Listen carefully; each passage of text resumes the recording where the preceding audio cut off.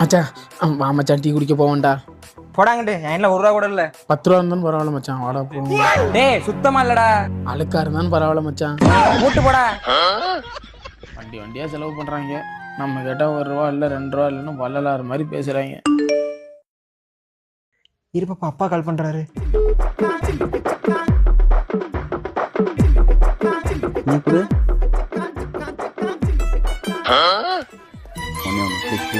Please ஒன்னு.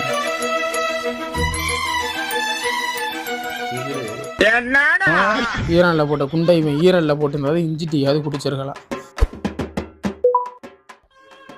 இவங்களுக்கெல்லாம் ஒரு சாவு வர மாட்டேங்குது, நமக்கு இந்த மாதிரி ஒன்றும் கிடைக்க மாட்டேங்குது. தேங்க்யூ மாப்பிள்ள.